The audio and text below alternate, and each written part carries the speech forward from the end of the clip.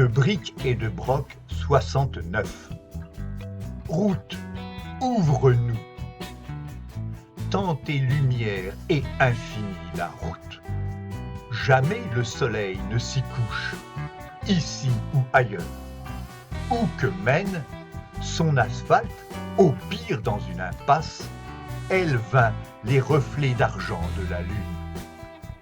À ne jamais se perdre dans ses propres et fantasques lacets, elle triomphe même des ténèbres qui reculent et frissonnent en tout endroit du globe où son noir ruban se débobine.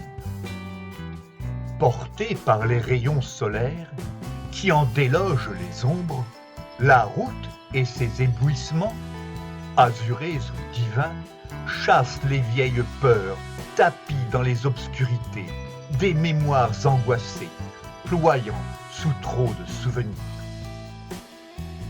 Fécond exorcisme, salutaire et poignant, la route dispense dans les cœurs sa céleste magie, une sorte d'état second qui génère des visions suspendues dans l'espace, au milieu des éclats que les aurores engendrent, au milieu des lueurs que les couchants enfantent. L'homme apatride, qui sans cesse voyage, puise dans la route les forces viscérales, quasi existentielles, qui nourrissent son âme. Dans la chaleur du bitume, qui gagne même ses jambes, il sent les choses enfouies au fin fond de son être, refaire soudain surface, réapparaître en rêve, au rythme cadencé de ses pas sur le sol.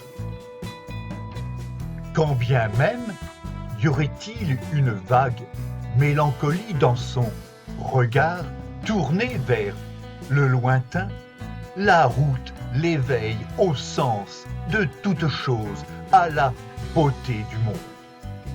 Car l'errant solitaire, humain sans qualité, dans le don de son être au kilomètre roi, redevient l'enfant qui observait les cieux, émerveillé de voir dans cette immensité ses craintes se dissiper au sein d'horizons bleus qui donnent au temps des airs d'éternité. Poème écrit entre le 1er et le 3 mai 2024 par Philippe Barrault.